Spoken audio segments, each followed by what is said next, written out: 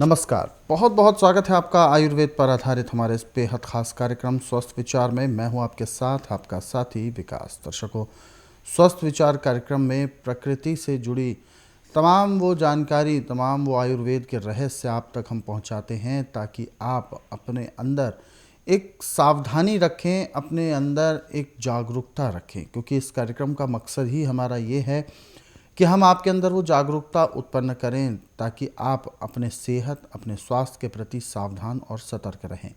क्योंकि अक्सर भागदौड़ भरी ज़िंदगी में हम सभी काम अच्छे से दिमाग के साथ बहुत सावधानी से करते तो हैं, लेकिन कहीं ना कहीं हम अपने शरीर पर ध्यान देना भूल जाते हैं, जिसकी वजह से कई प्रकार के रोग हमें लग जाते हैं, चाहे वो मौसम के विपरीत रोग हों या मौसम के अनुकूल रोग हों।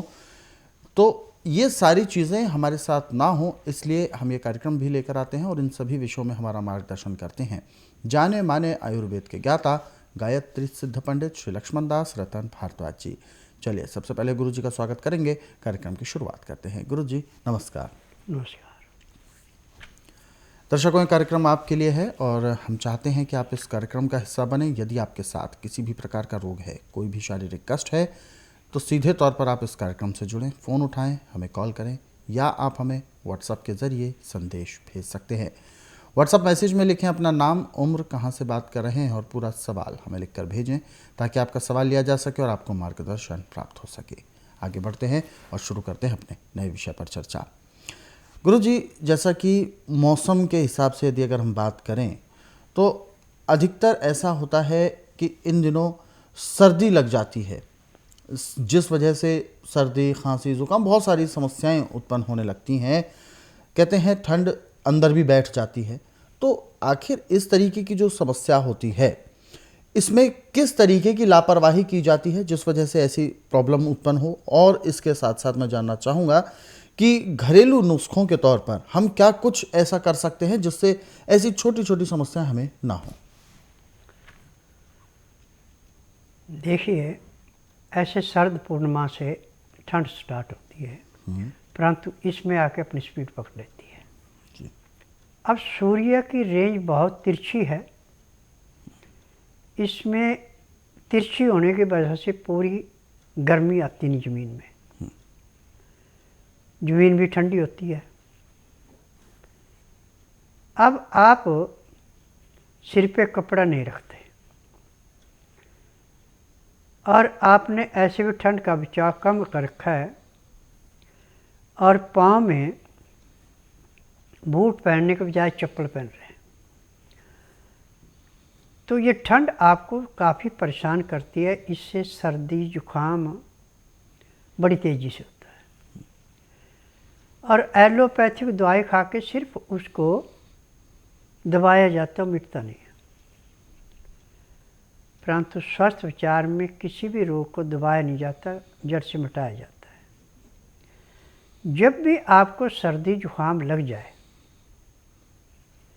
महसूस हो, तो आप अदरक ले करके और उसको थोड़ा कूट करके गाय या बकरी का दूध है तो सोने पे सुहागन में पानी में उबाल लो और पानी में जो आपने उबालना है, अमोनिया के बर्तन में नहीं उबालना। मिट्टी का बर्तन हो तो सोने पे सुहागा, नहीं तो स्टील का बर्तन ले लें या कलाईदार पीतल का बर्तन ले लें। उसमें ढक्कन दे के इसको उबालना है। जैसे 2 गिलास पानी है तो 2 गिलास का पौना गिलास रहे, 1.25 गिलास सूख जाए, इतना अदरक को उसके अंदर उबालना है। और इसमें चीनी नहीं मिलानी। चीनी की जगह आप थोड़ा सा सिंधा या काला नमक डाल सकते हैं और पीस करके काली मिर्च डाल दें। और नमक को यदि आपका मन नहीं कर रहा है तो आप इसमें सेला, मिश्री या गुड़ मिला सकते हैं। अब इसको पीने से जुकाम तो आपका समाप्त होगा ही होगा, परंतु शरीर में जो गर्मी आएगी इससे आपकी पाचन शक्ति मजबूत होगी, आपको कब्ज नहीं होगी। ठंड लगने से कब्ज बहुत बुरी होती है और लहसुन प्याज अदरक कच्चा खाने के साथ सलाद के रूप में कम से कम 20 ग्राम से लेकर 50 ग्राम तक सुबह भी और शाम को भी आप खाते हैं तो आपको किसी किस्म का नज़ला जुकाम नहीं होगा। और फिर भी यदि आपको नज़ला जुकाम हो जाता है तो रात को सोने से पहले 20 ग्राम चने तवे के ऊपर कच्चे चने को भून करके और सूती कपड़े में गरम गरम डाल के गांठ बांध के थोड़ी देर सिर की सिकाई करें, मस्ते की सिकाई करें, गालों की सिकाई करें, नाक की सिकाई करें, नाक से सूंघे भी, और ठंडे होने के बाद उनको खा के ऊपर से यदि गाय का दूध है या बकरी के तो सोने पे सुहागा, नहीं तो गर्म पानी पी के आप सो सकते हैं। तो आप देखेंगे जो आपके शरीर में भारीपन था, नज़ले का शरीर में जकड़न थी, सुबह आपको वो नहीं मिलेगी। परंतु एक बात का ध्यान रखना कि चीनी, चाय, कॉफ़ी, मीट, अंडा, मछली, तली हुई चीज़ें, मैदे की चीज़ें, आर्टिफिशियल चीज़ें, इनसे दूर रहना। जितनी आप मैदे की चीज़ें या ये चीज़ें खाएंगे उतना ही आपका लीवर कम काम करेगा और आपको सज़ा भुगतनी पड़ेगी। परंतु जो चीज़ मैंने अभी बताई आपको, चने की, अदरक की, गुड़ की, ये आपको ऐसे निकालेगी जैसे दूध में से मक्खी निकाली जाती है। और एक बात का ध्यान रखना कि खाना खाने के बाद रात्रि को आधा घंटा आप चाहे कमरे में घूमें, चाहे सड़क पे घूमें, चाहे पार्क में घूमें, वो बहुत ज़रूरी है। और खाना खाने के बाद 5 मिनट के लिए वज्रासन बैठना बहुत ज़रूरी है। और खाना खाते समय 2 गिलास गर्म पानी लहसुन प्याज अदरक का रस मिला के आप पीते हैं तो मैं दावे से कह सकता हूँ कि आपको कभी कोई रोग हो ही नहीं सकता।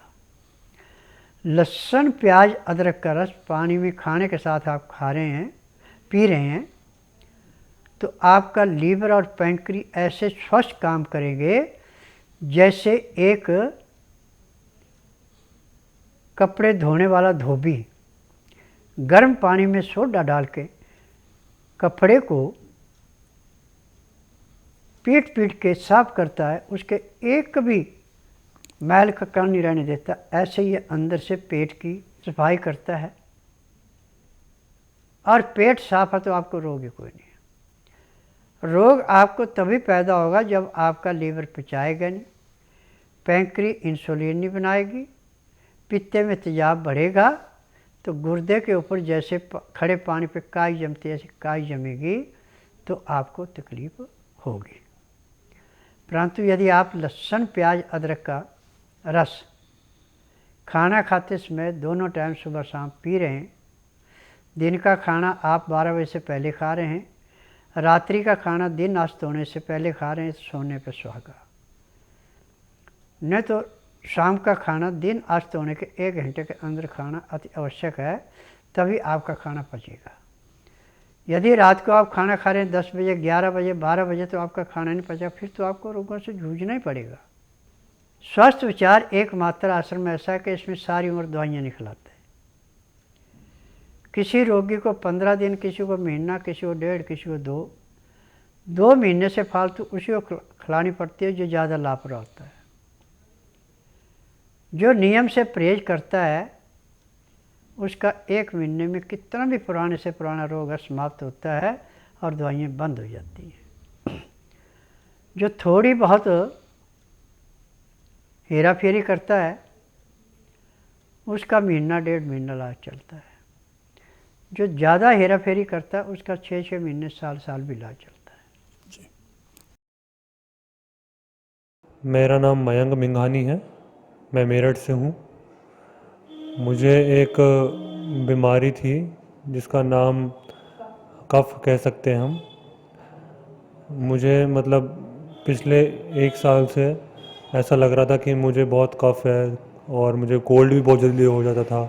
एसी में बैठता था तो मुझे मतलब बहुत परेशानी होती थी और बहुत जल्दी मुझे कोल्ड, कफ और बुखार जल्दी हो जाता था।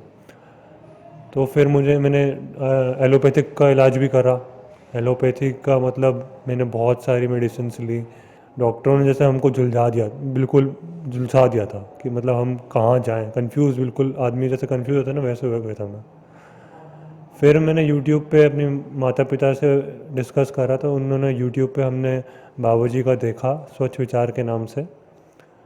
तो इसमें हमने बहुत अच्छी तरह स्टडी करा कि हमको कब जाना चाहिए। तो हम पिछले 1 महीने से हम यहाँ पे आ रहे हैं। तो यहाँ पे इन्होंने हमें अच्छी तरह ट्रीटमेंट करा। पहले मुझे ये कहा गया था कि आप अगर परहेज कर पाएंगे तो ही दवाई लें, अगर नहीं कर पाएंगे तो बिल्कुल ना लें। हमने 15 दिन के लिए परहेज करा, फिर उसके बाद हमको थोड़ा सा फ़ायदा दिखा, और फिर हमने 15 दिन की फिर से दवाई ली, और आज 1 महीना हो गया है। पिछले 1 महीने से, जब से मैंने बाबूजी की दवाई लेना शुरू करी, तब से तो मेरे को आज तक बुखार नहीं हुआ है। और कोल्ड जो है अभी तक नहीं हुआ मुझे। 1 महीने में कोल्ड कफ बिल्कुल नहीं हुआ है। 1 महीने में मैंने बहुत महसूस करा कि चेंज आया है मेरे में। हाँ, मेरा नाम मगन चंद यादव, मैं आगरा का निवासी हूँ। और काफ़ी दिन से मैं मतलब पेट की बीमारी और डायबिटीज़ और उसके अन्य व्यवस्थाएं जो मेरे शरीर की बिगड़ी हुई थी, मैं अंग्रेज़ी दवाई करते करते थक गया। करीबन 10 साल से मैं इस रोग को भुगत रहा था। आखिर में टीवी के माध्यम से मुझे स्वामी जी का पता चला, उसके बारे में फिर मैं यहाँ आया। जब उन्होंने नंबर देखा, मुझे बताया कि ये परेशानी है और इस निचले हिस्से को क्यों नहीं ठीक करते हो, तो मेरी साहब मैं इसी आशा से आपकी शरण में आया हूँ। और मैंने दवा ली और मुझे काफ़ी फ़ायदा हुआ। फिलहाल दर्शक हमारे साथ हैं लाइन पर, आइए उनसे बात करते हैं और जानते हैं क्या है उनकी समस्या। हेलो। हेलो, नमस्कार जी, क्या शुभ नाम है आपका? अशोक जोशी जी। अशोक जी, कहाँ से बात कर रहे हैं आप? मैं श्री गंगानगर राजस्थान जी। गुरु जी आपको सुन रहे हैं, पूछिए क्या सवाल है आपका? सर एक्चुअली मेरी एज है 64 जी। जी गुरु जी। गुरु जी सुन रहे हैं, बताते जाइए आप। हाँ 64। एक तो सर मेरे को पुरानी डायबिटीज है जी। काफ़ी पुरानी डायबिटीज़ है। देखिए, जब लीवर 75 तो पैंक्री इंसुलिन कहाँ से बनाएगी? शुगर की बीमारी अपनी मूल खरीदी होती है। जब हम जीभ को स्वाद देते हैं, जीभ के चुटकोरेपन को बंद नहीं करते, तो लीवर ज़बरदस्ती तो कोई कार्य कर नहीं सकता। मांस का लुथड़ा तो है ये। यदि आप शुगर से मुक्ति पाना चाहते हैं, रोग मुक्त होना चाहते हैं, तो आप बुधवार छोड़कर गुरुवार से लेकर मंगलवार के बीच में मेरे आश्रम में आइए। जिस दिन आना उस दिन रात्रि 10 बजे तक खा पी के दातन कूड़ा करके बड़ी इलायची मुंह में रख के चूसते रहें। सुबह 9 से 10 के अंदर अपना नामकरण कराना। 10 से 12 में नाड़ी परीक्षण करूँगा। नाड़ी परीक्षण में पैर के तलुए से सिर के बाल तक की MRI, CT scan, x-ray, ultrasound, ECG, sonography सब कुछ 5 सेकंड में होगी। फिर उसके बाद दवाइयाँ खाने की हैं, पीने की हैं, मालिश करने के तेल हैं, आँख में नाक में डालने की दवाइयाँ हैं। यदि दवाइयाँ आप नियम से लेते हैं, परहेज करते हैं, तो जिस दिन आश्रम में आएंगे उस दिन के बाद ना तो आपको इंसुलिन लेनी पड़ेगी, ना शुगर फ्री गोलियाँ खानी पड़ेगी, और 1 ही महीने में आपकी शुगर नॉर्मल 90/140 होगी। जो मैं नियम बताऊँगा वो नियम करते हैं। यदि जीभ को स्वाद ज़्यादा देते हैं, नियम नहीं अपनाते हैं, तो कोई फ़ायदा नहीं होगा दवाई खाने का भी। फिलहाल एक और दर्शक हमारे साथ जुड़ गए हैं लाइन पर, आइए उनसे भी बात करते हैं। हेलो। हेलो नमस्कार, क्या नाम है आपका? जी, नमस्कार। चंचलेश नाम है मेरा। शैलेश जी, कहाँ से बात कर रहे हैं आप? मैं छिंदवाड़ा MP से बोल रहा था जी। गुरु जी आपको सुन रहे हैं, पूछिए क्या सवाल है आपका? जी सवाल ये है, मेरा एक ब्रदर है जी, मतलब 21 साल है उसकी एज जी। उसको ब्रेन में थोड़ी सी प्रॉब्लम है। ब्रेन में प्रॉब्लम है, कमज़ोर है दिमाग? कमजोर नहीं सर, मतलब उसमें ब्लॉकेज वगैरह है, पता नहीं, मतलब दर्द करती है नसें। जी। देखो बेटा, आप पूरे संसार में मेडिकल साइंस में किसी रोग की दवाई नहीं बनी, और ब्रेन ट्यूमर का इलाज तो पूरे संसार में है नहीं मेडिकल में। परंतु स्वस्थ विचार एकमात्र आश्रम ऐसा है, इसमें ब्रेन ट्यूमर का उपचार ऐसे है जैसे खेत में से गाजर मूली निकालना। आप ऐसा कीजिए, बुधवार छोड़कर गुरुवार से लेकर मंगलवार के बीच में इसको मेरे आश्रम में लाइए। जिस दिन लाना उस दिन रात्रि 10 बजे तक खिला पिला के दातन कूड़ा करवा के बड़ी इलायची इसको मुंह में चूसने के लिए दे दें। सुबह 9 से 10 के अंदर इसका नामकरण करवाना। 10 से 12 मैं नाड़ी परीक्षण करूँगा। नाड़ी परीक्षण में पैर के तलुए से सिर के बाल तक की MRI, CT scan, x-ray, ultrasound, ECG, sonography सब कुछ 5 सेकंड में नाड़ी परीक्षण में हो जाएंगे। फिर उसके बाद दवाइयाँ खाने की हैं, पीने की हैं, मालिश करने के तेल हैं, आँख में, नाक में, कान में डालने की दवाइयाँ हैं। जैसे नाक में दवाई डाली जाएगी इसका सिर दर्द तो उसी टाइम 10 सेकंड के अंदर अंदर समाप्त हो जाएगा। और इसका ब्रेन ट्यूमर ऐसे समाप्त होगा जैसे कूड़े करकट के ढेर को माचिस की तिल्ली जला के समाप्त करती है। 1 महीने से ज़्यादा का इलाज नहीं है। यदि ईमानदार से दवाई खाएगा तो 1 महीने में ब्रेन ट्यूमर समाप्त हो जाएगा।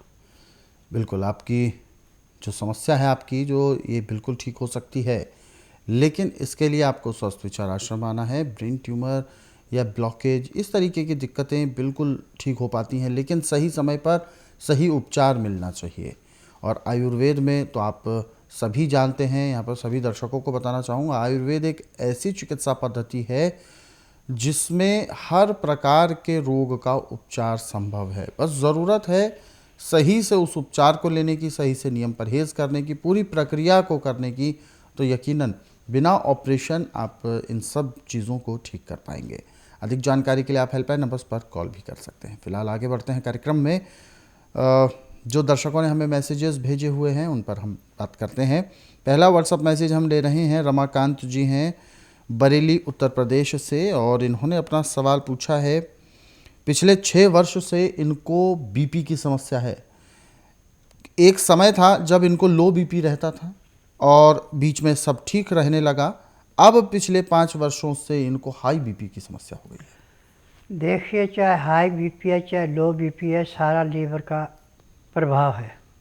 जब लीवर पूरा पचाएगा नहीं, खाया पिया पेट में सड़ेगा, पेट अच्छा साफ नहीं होगा, गैस बन के दिल को दबाव देगी तो बीपी हाई होगा। एलोपैथिक दवाई खाएं, चाहे आप आयुर्वेदिक खाएं, चाहे यूनानी खाएं, चाहे होम्योपैथी खाएं, ये दवाइयाँ सिर्फ लीवर के ऊपर जहाँ पे आपको तकलीफ़ महसूस हो रही थी उसको सुन करेंगे। आप कहेंगे मैं ठीक हो गया, ठीक नहीं होते। क्योंकि मैं इसलिए कह रहा हूँ कि मैं नाड़ी वैद्य हूँ। डॉक्टर को आपको बताना पड़ेगा मुँह से कि मुझे तकलीफ़ है, तब दवाई देगा, या कागज़ पत्र दिखाना होगा कि मुझे बीमारी इसकी दवाई चाहिए, या वो मशीनों से टेस्ट कराएगा, मशीनों की जो रिपोर्ट आएगी दवाई देगा। परंतु मेरा आश्रम एक मात्र ऐसा आश्रम है कि इसमें ना तो आपने मुंह से बोलना, ना कागज़ पत्र दिखाना। आपने जिस दिन आना है बुधवार नहीं होना चाहिए, गुरुवार से लेकर मंगलवार के बीच में आना। जिस दिन आना उस दिन रात्रि 10 बजे तक खा पी के दातन कूड़ा करके बड़ी इलायची मुँह में रख के चूसते रहना। सुबह 9 से 10 के अंदर अपना नामकरण कराना। 10 से 12 मैं नाड़ी परीक्षण करूँगा। नाड़ी परीक्षण में पैर के तलुए से सिर के बाल तक की MRI, CT scan, x-ray, ultrasound, ECG, sonography सब कुछ 5 सेकंड में हो जाएगी। उसमें जो भी कमी शरीर के अंदर पाई जाएगी सब दवाइयाँ दी जाएंगी। दवाइयाँ खाने की हैं, दवाइयाँ पीने की हैं, मालिश करने के तेल हैं, आँख में, नाक में, कान में डालने की दवाइयाँ हैं। यदि दवाइयाँ आप नियम से लेते हैं, परहेज करते हैं, तो जिस दिन आश्रम में आएंगे उस दिन के बाद आपको बीपी की दवाई नहीं खानी पड़ेगी और आपका बीपी 90-120 जो नॉर्मल होना चाहिए वही होगा, ना इससे कम ना इससे ज़्यादा। तो दर्शकों, बहुत सारे नुस्खे आपको इस कार्यक्रम में बताए गए हैं जिनको आपने लिख ज़रूर लिया होगा, और आप से यदि कोई चूक भी हो जाती है लिखने में या नहीं लिख पाए हों तो आप हमारे इन तमाम कार्यक्रमों को जब आप रोज़ाना देखते हैं, इनको आप अपने सरल और सुविधाजनक समय पर भी देख सकते हैं यूट्यूब के ज़रिए। हमारा यूट्यूब चैनल स्वस्थ विचार सेहत की बात, इस यूट्यूब चैनल को आप सर्च करें, सब्सक्राइब करें और इन कार्यक्रमों को ज़रूरतमंदों तक शेयर ज़रूर करें। फिलहाल वक्त इशारा कर रहा है विराम देने का। गुरु जी, आपने अपना कीमती मार्गदर्शन दिया, आपका बहुत बहुत धन्यवाद। नमस्कार। दर्शकों, आज के इस विशेष कार्यक्रम में बस इतना। सभी लोग स्वस्थ रहें, निरोगी रहें, इन्हीं शुभकामनाओं के साथ हम आपसे लेंगे इजाज़त। अगले अंक में आपसे फिर होगी मुलाकात एक नए विषय के साथ। तब तक के लिए मुझे दीजिए आज्ञा। नमस्कार।